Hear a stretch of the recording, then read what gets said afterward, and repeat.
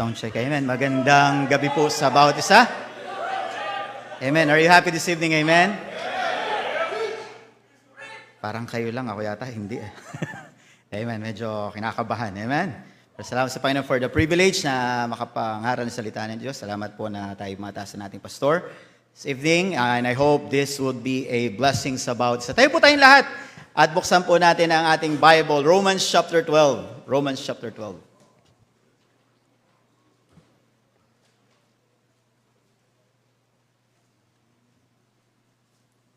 Romans chapter 12, verse 1 and 2.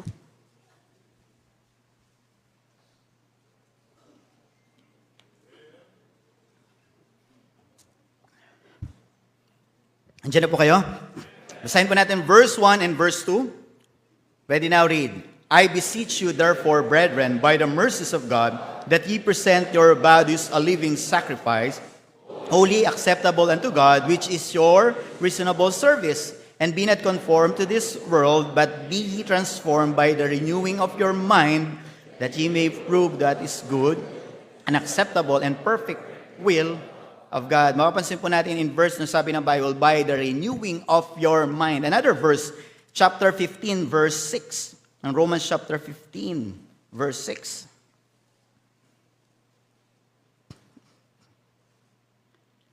Diyan na po kayo. Basahin po natin verse 6. Ready now, read. That ye may with one mind and one mouth glorify God, even the Father of our Lord Jesus Christ. Mapapansin po natin yung word na one mind. This evening, I want to speak on the subject, the minds in the ministry. The minds in the ministry. Tayo po ay manalangin. Dakila naming Diyos na makapangyarihan sa lahat. Maraming salamat po sa gading ito na binigay niyo sa amin sa privilege. Nakapangaral yung salita ng Diyos, Panginoon. Salamat po, Panginoon. Tiwala ng ating Pastor, Panginoon. At tulungan niyo po maging blessing po ito, maging reminder, challenge about sa po sa amin. At dalayan ko rin po kayo po mag-bless sa time na gamitin. Patawad po sa iyong mga pagkulang pagkakasala. In Jesus' name we pray. Amen. Thank you. Please be seated. Salamat po sa inyong pagtayo. The mind. The mind is a part of a person that thinks, reasons, feels, remembers, and sometimes it speaks all about the intention and desires. Yan. The mind is very vital in any organization. So the setting of the mind is very important. Napakahalaga ng ating pag-iisip. And then, kung narinig nyo na po itong quotation na ito, the mind grows by what it feeds on. The mind grows by what it feeds on.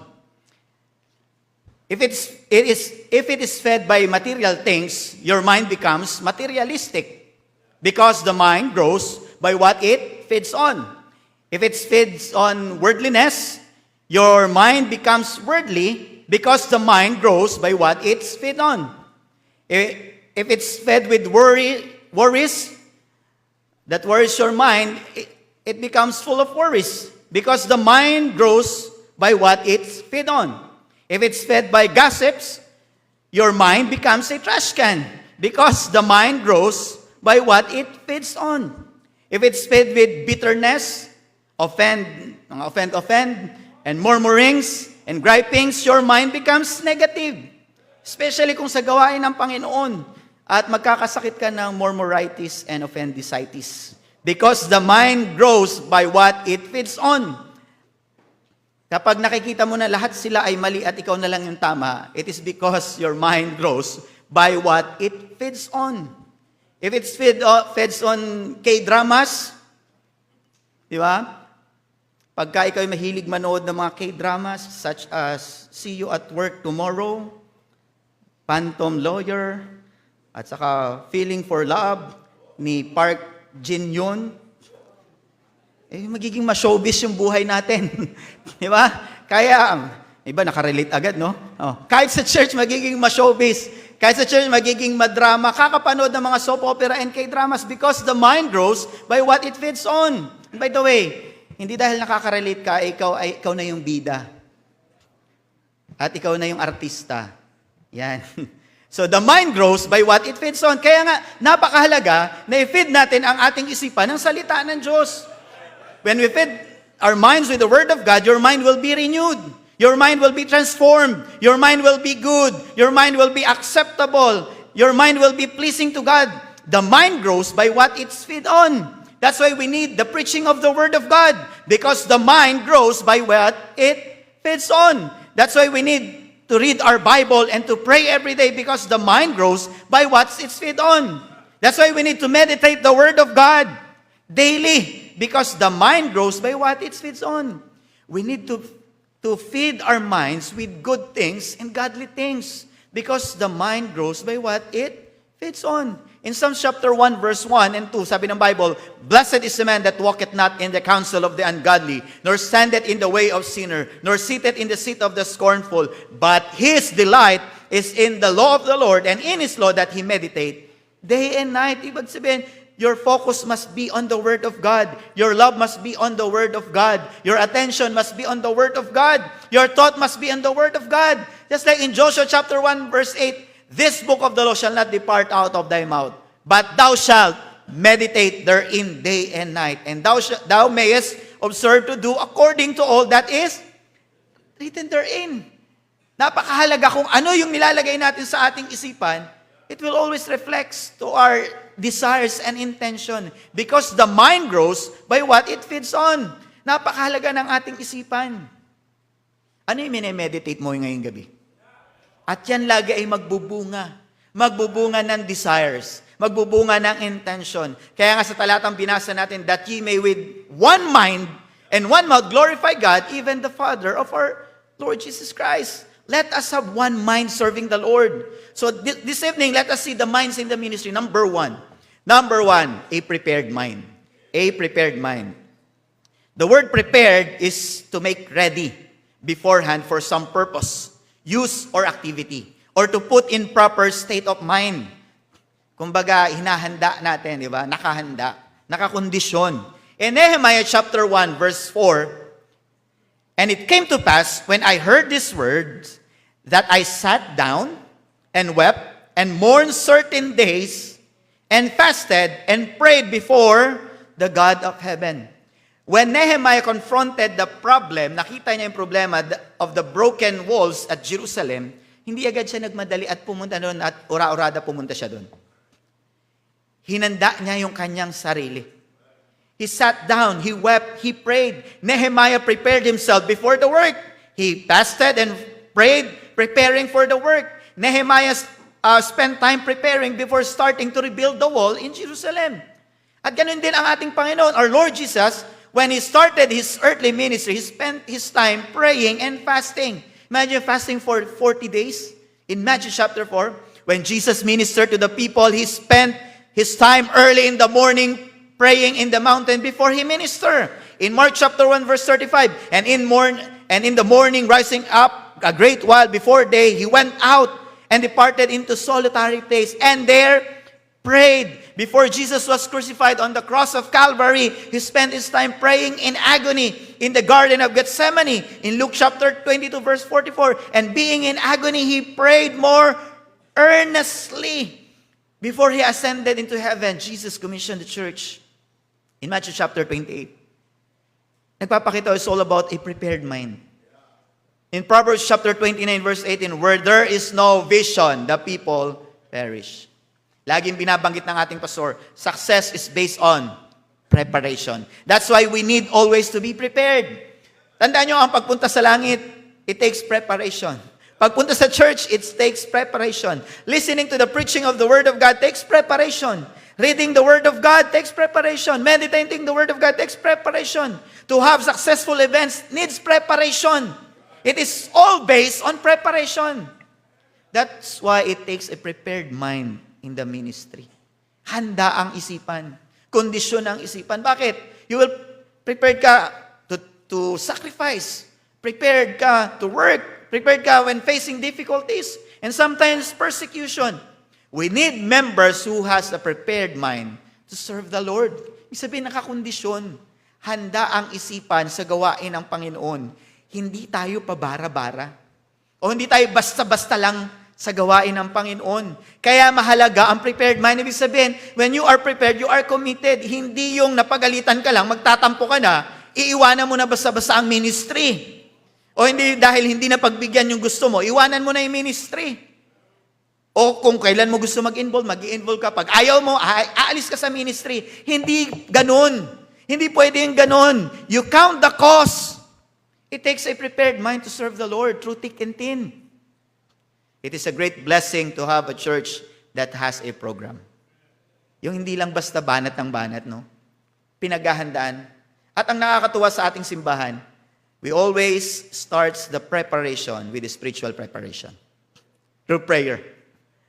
Nagsimula tayo ng anniversary, we started with a round-the-clock prayer. And we see the result because we started it with spiritual preparation. Yung ating NBYC, kaya nakita natin success because of the preparation. Nagkaroon ng round-the-clock, nagkaroon ng prayer vigil ang mga young people for 1 month to prepare for that event because napakahalaga ng preparation. And we always believe that the best preparation is spiritual preparation, that is prayer. Failing to prepare is preparing to fail. It takes preparation and a prepared mind in the ministry. Every Thursday morning, yung mga area captain natin ay may meeting with our pastor to prepare for the week. Yung mga activities, plans, kung ano yung dapat gawin. Yung mga choir members ay may practice every Wednesday, Friday, Saturday, to prepare for Sundays, for their Sunday song. Yung mga Sunday school teacher natin, may mga meetings, demos, during Wednesday and Saturdays, para ihanda for Sunday, yung kanilang mga lessons. The orchestra practices yung kanilang mga pyesa, to prepare for the preludes, postlude, and operatory, to prepare for Sunday. Yung ating mga ushers, every Saturday, magkakaroon sila ng meeting to plan for Sundays, and every Sunday morning, early in the morning, 7 o'clock, pupunta sila dito para mag-devotion and to pray para spiritual silang haharap sa mga tao at ngingiti. At pag may mga members na hindi susunod sa kanila, sasabihin nilang, buti na lang nag-devotion kami. Bakit? Prepared. Anong pinapoint dito? It takes a prepared mind in the ministry. Kinakailangan natin ang mga members na handa ang kanilang isipan, prepared para maglingkod sa Panginoon. Ang tanong this evening, do you have that prepared mind for the ministry? Do you have that prepared mind for the ministry? Number 2, not just a prepared mind, but number 2, a mind to work. A mind to work. In Nehemiah chapter 4, verse 6, sabi ng Bible, so built we the wall, and all the walls was joined together unto the half thereof, for the people had the mind to work. From the leader, from Nehemiah down to the people, and all of them had the mind to work. People were willing to sacrifice to work to rebuild the wall of Jerusalem because the people had the mind to work. They were willing to labor, to sacrifice because the people had the mind to work. Their lives were threatened. Still, they continued because the people had the mind to work. They finished the wall within 52 days because the people had the mind to work. And God blesses those hard-working people. It is very important that the people of God should have that mind to work. Diba? Sawitin natin, we'll work till Jesus comes. Thank God for our pastor has the mind to work. And our church being challenged to have that same mind, the mind to work. After we prepare ourselves in the Lord's work, we need to work out our plan. We need to move forward. We need to accomplish things for God. We need to put it into activity. We need to put it into action. We need to exert our effort. We need to sacrifice. We need to give in the Lord's work. We need to go out and win souls. We need to bring visitors. We need to disciple new converts. We need to have the mind to work. Tandaan niyo po, vision without action is just a dream. Vision without action is just a dream. Pag hindi tayo nagtrabaho, walang mangyayari. Ang dami nating plano, pero wala namang nagtatrabaho. Somebody must work. Marami tayong ma-accomplish if we have the mind to work. The more people to be involved is the lesser burden, and the more we could accomplish, and the further we could go if all the members had the mind to work. Imagine niyo, kung meron tayong 1,000 members na sold out sa pagsa-soul winning, sold out soul winners, committed na mag-akay ng kaluluwa, at least 1 souls a day. Imagine niyo, in just a week, meron tayong more than 7,000. And in a month, more than 28,000. Because the people had the mind to work. And imagine niyo if that 1,000 sold out soul winners ay hahatiin natin into two groups para sa mga evangelistic meetings natin. Merong 500 workers na magdadala at least tigdadalawa sa evangelistic meeting. Imagine nyo that evangelistic meeting ay magkakaroon ng 1,000 visitors because the people had the mind to work. But the problem is not everyone has that mind to work. Nakakalungkot, maraming mga young people ayaw mapawisan. Ayaw mangitim kasi masyadong mainit ang sikat ng araw. Maraming mga members komportable na sa kanilang tahanan na naka-aircon, nanonood ng TV, nanonood ng Netflix, nanonood ng Facebook. Yan na lang ginagawa. Mga members na ayaw magsakripisyo. At nakakalungkot yung, alam niyo, bahala na sila pastor mentality. Nandiyan naman sila pastor, nandiyan mga workers, bahala na sila dyan. Our pastor needs us to have the same mind. Mind to work. In Philippians chapter 1, verse 28, sabi ng Bible, only let your conversation be as it becometh the gospel of Christ, that whether I come and see you, or else be absent, I may hear of your affairs, that ye stand fast in one spirit, with one mind, striving together for the faith of the gospel. With one mind, striving together. Kailangan magkaroon tayo that mind to work. Ang tanong, do you have that mind? The mind to work? Christians, kamusta yung ating participation, involvement? Napakalaga ng involvement natin sa gawain ng Panginoon. Kung lahat ay magtatrabaho, marami tayong ma-accomplish. Kung marami ang magbibigay, mas malayo ang ating mararating. Kung mas marami mag-involve, mas malawak ang magagawa natin sa gawain ng Panginoon. If all the people had the mind to work. Sila Nehemiah, they accomplished the wall of Jerusalem within 52 days because the people had the mind to work. And we could accomplish more if the members had the mind to work. Salamat sa ating pastor, ganun na lang yung challenge niya. Every time natatayo siya dito, na-encourage na 100% participation ng mga members to have the same mind, a mind to work para sa gawain ng Panginoon. But the question this evening, do you have that mind? A mind to work? Number 3. Number 1, a prepared mind. Number 2, mind to work. And number 3, a focused mind. Again, in Nehemiah chapter 6, verse 2 to 4, sabi ng Bible, that Sanballat and Geshem sent out unto me, saying, come, let us meet together in someone in the villages in the plain of Ono. No, Ono. But they thought to do me mischief. In verse 3, and I sent messenger unto them. I like this next statement. Saying, I am doing a great work. I am doing a great work so that I cannot come down. Why should the work cease whilst I live it and come down to you? And in verse 4 again, sabi ng Bible, they sent unto me 4 times after this sort. At anong sagot niya? And I answered them after the same manner. Anong sagot ni Nehemiah? I am doing a great work so that I cannot come down. Salamat sa Panginoon, when Nehemiah was confronted with Sanballat and Geshem, hindi siya na-distract, hindi siya na-sidetrack, hindi niya iniwan yung ginagawa niya, hindi siya bumaba para entertain yung distraction sa kanyang buhay. Nehemiah just focus on what God wants him to do because he is reminded that he is doing a great work. Remember this, it is very easy for us to be distracted. Napakadaling ma-distract natin, ma-sidetrack. But let us mind our own business. Let us focus on the things that we need to do. Let us mind the things that is needed to be minded of.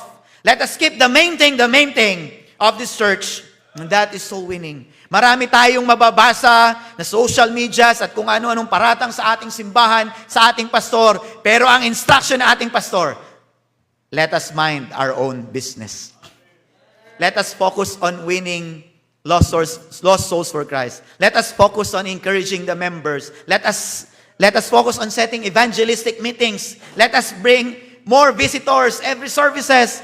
Let us focus on getting them baptized. Let us focus on discipling the new convert. Hayaan nyo sila. Just keep on doing what we should do. Because we are doing a great work. Why should the work cease? Because of the issues. And praise God for the results of hundreds of souls got saved every evangelistic meetings. Hundreds of visitors every Sunday. Mga nababaptize, mga new convert na dinidisciple. Because we focus on the things that we need to focus on. Nakakalungkot kasi minsan sa atin, madali tayong ma-sidetrack. Madali tayong ma-distract ng kung anumang bagay. Lalo na ngayon, no, sa social media. Pag nag-vibrate yung cellphone mo, distracted ka na. Di ba? Pag may nag-message sa'yo, distracted ka na. Di ba? Napakadaling ma-distract. Napakadaling ma-sidetrack. Alam niyo ba yung difference ng mga kalalakihan at sa kababaihan, especially sa pag-shopping? Yung mga lalaki, ang bilis niya. Siguro mga punta lang yan sa mall, balik niya, mamaya, nandyan na yan. Pero yung mga ladies, mga 3 oras na, hindi pa nakakabalik. Bakit? Kasi yung mga lalaki, pag dumiretso dyan, halimbawa, bibili yan ng sapatos. Diretso agad yan doon sa sapatos. Pagpunta doon, nakita niya, sakto, okay na, bibili na yun. Pagkabili, uwi na yun. Diretso na. Pero nakakalungkot, minsan yung mga ladies, pag namili, pag may nakita nag-alok, 20% discount. Ay, talaga, 20% discount. Mamaya, may 50%, may 50% discount. Tapos tinawaran na lahat ng sapatos na sukat na, pero hindi pa nakabili. Nakipagtawaran pa sa mall. Tapos pag uwi, ang daming dala, pero walang nabiling sapatos. Bakit? Kasi discounted. Naikot-ikot na, no? Naalala ko tuloy nung kami ay nung dito kami sa graduate storm, kung narinig nyo na ng kwento ko, habang kami naglilinis kami dyan ng sa dorm ng general cleaning. At habang kami naglilinis, nag-aayos, meron kaming nabuksan na isang kahon. At yung kahon na yun ay punong-puno ng larawan. Larawang kupas. Mga sinaunang mga larawan. Siyempre, na-amaze kami. Pag bukas namin, tinignan namin yung mga picture. Nakita namin ng mga Sunday school kids pa kami. Nandun kami. Nandun sila Preacher Jeff, sila Preacher Nelson, sila Sir Pops, Sir Duke. Nakita namin. At unti-unti lahat kami ay nagkumpulan dun sa picture. Iniwanan namin yung aming mga ginagawang paglilinis. At doon nakita namin, nakasalampak namin sa isang lugar.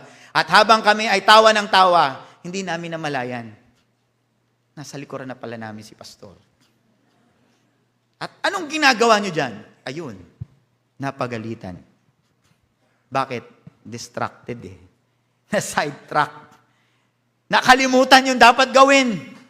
Alam nyo ba sa atin, dapat we need to focus our mind to mind our own business.